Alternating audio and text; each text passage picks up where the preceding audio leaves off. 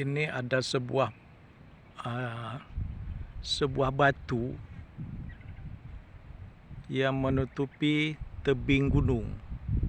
Batu putih ini. Kita nggak datang ke tempatnya, tapi kita lihat dari jauh. Ini kita lihat mungkin ada sekitar 500 meter dari lokasi. Sebuah batu. Jadi batunya putih, tidak mirip batu, lebih mirip menyerupai semen yang telah mengeras. Jadi ini sebuah lokasi yang sudah pernah terkena tsunami. Ini lokasi ini dulunya bekas tsunami. Sekarang sudah dibuka kebun baru, ada kebun pinang. Ini kebun pinang.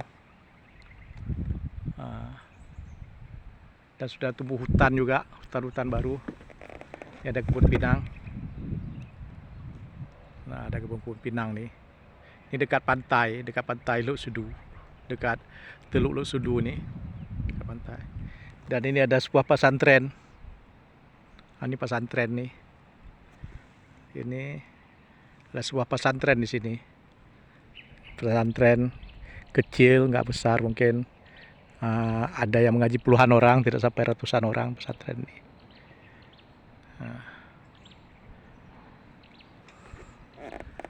Itu dia. Saya agak curiga dengan batu ini. Bentuknya seperti gerbang pintu. Karena memang ada sebuah cerita turun-temurun di Aceh ini. Ada cerita, saya pernah mendengar di keluarganya Said Abu Bakar di Kampung Jawa, bahwa ada sebuah gua yang disimpan emas oleh Jepang. Kemudian gua itu ditutup. Itu dengan batu. Sebelum Jepang pergi, Jepang nggak sempat mengambilnya. Mereka sudah duluan kabur karena sekutu masuk. Saya curiga jangan-jangan di sinilah lokasinya disimpan emas Jepang itu. Jangan-jangan itu sebuah batu kamuflase, padahal sebenarnya adalah gua tempat menyimpan harta perang Jepang, rampasan perang Jepang. Batu ini kan bentuknya seperti gerbang pintu.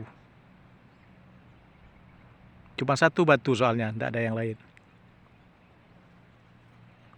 Tapi lokasi ini sudah pernah kena tsunami. Jadi dekat sebuah teluk, dekat Teluk Luk Sudu.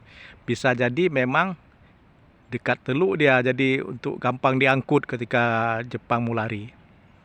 Tapi ini tidak ada Jepang yang nggak lari. Itu dia. Jadi Said Abu Bakar ini adalah seorang intel Jepang. Intel F, Fujiwara Kikan. Ya, Kikan itu adalah badan intelijen Jepang yang di bawah mayor Fujiwara untuk Asia Tenggara. Jadi Said Abu Bakar ini adalah prajuritnya dari Mayor Fujiwara Kikan semasa di Malaysia. Jadi dia pulang ke Aceh untuk menghubungi pejuang-pejuang di Aceh untuk mengusir Belanda. Jadi dari keluarga mereka saya dengar ada sebuah gua tempat penyimpanan emas Jepang. Kemudian ditutup. Ya, kalau saya masih tidak salah ingat ceritanya itu, dan orang-orang yang bekerja dibunuh semua di situ, supaya tidak ketahui lokasi penyimpanan emas Jepang. Nah, semoga kalau memang ini ya boleh dicari aja. Ini dekat sebuah pesantren di Layun, Luk Sudu, Kecamatan Lepung.